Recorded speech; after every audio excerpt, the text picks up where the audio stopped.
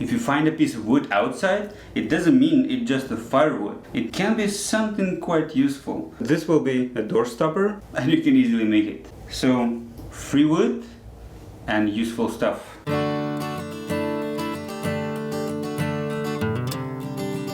To make something useful from this piece, you don't actually need too many tools, just a few, and the less you have, you still can do something.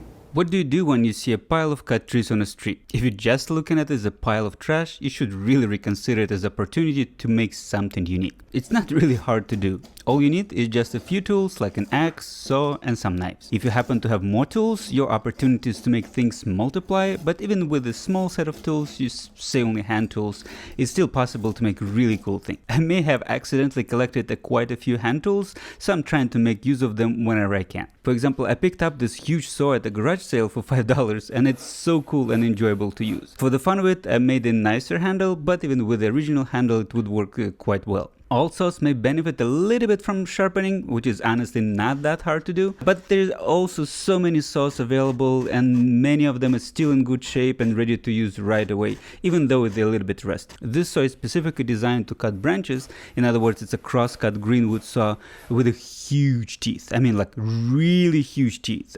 Okay, not the biggest teeth for a saw, but comparing to regular saw, huge. In any case, with this saw it takes no time to cut out a piece of the branch. As for the project I needed a little bit smaller piece. And as this will be a door stopper, I marked out and cut out the slope that's supposed to slide under the door. As I wanted a little bit more precision, I used smaller teeth rip and crosscut saws. Actually, my rip was really binding, so most of the cut I did with the 7 ppi crosscut saw. I probably made a huge mistake making the next cut this early in the process, as the slope didn't really help with holding the piece later during recovering.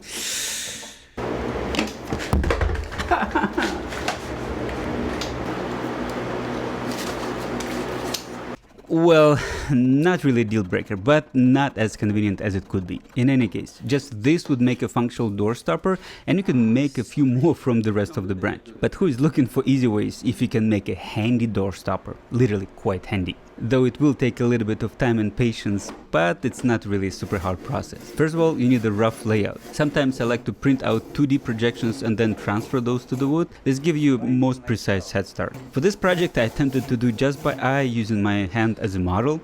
Not the brightest decision for the beginner like me, as I ended up messing up with the proportions, but you can consider it's an artistic touch. With the layout you can just follow it and using a saw to remove majority of the waste, as well as roughly define the fingers. After that you can already see where the carving will go, and minus some design changes that may be needed along the way. By the way, in any carvings and most woodworking project you should be prepared that not all things will go along the plan. Well, artistic projects like this have advantages of being really flexible, and you can literally change anything. If wood splits, the fingers will become just a bit smaller and not a big deal, and in the worst case, which likely didn't happen this time, a regular hand could become an alien 2-finger hand. But it's a really worst case. To remove wood from a palm and tips of the fingers, I had to use a variety of cheap gouges. Any gouge or chisel that is sharp enough and keep the edge is good enough for this. Most of mine are antique ones that I restored. They work quite good, except one that I keep chipping an edge and restoring multiple times already. Well, it's a cheap gouge. First few times I actually was blaming the way I'm using it, but this time I blame the metal or something else. Just not me. As for the carving, it's just a very relaxing process, just one chip at a time, one chip at a time. Just follow the template, or already outlines the template, check the 2D projections of your model, my hand in this case, and carefully take a chip, then another chip, then another chip, and so on and so forth. Just make sure that you're wearing something protective on your hands, or you have to be prepared to have a pile of band-aids and be really ready to stop the carving at any time. I was hoping I can do most of the carving in an hour, but I ended up taking over 3 hours for this even basic shape. While you could strive for the perfection, sometimes it's a pragmatic decision to just stop it. At the end of the project, there's actually diminishing results, more effort, but much slower visual progress, but a huge danger of breaking out finger or two. So strive for the perfection, but don't get obsessed with the perfection. There's always another opportunity coming, another project. And actually for this project you can always do a little bit of more milder refinements using sandpaper. Not sure if I'm going to sand later, probably will, but as a final touch I decided to add a little bit of knuckles on my fingers. Maybe I'm a little bit obsessed after all,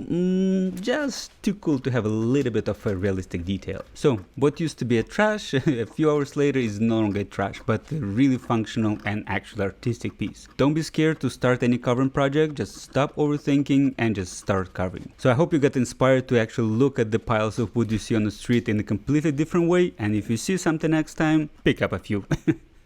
Go, now. Really, go.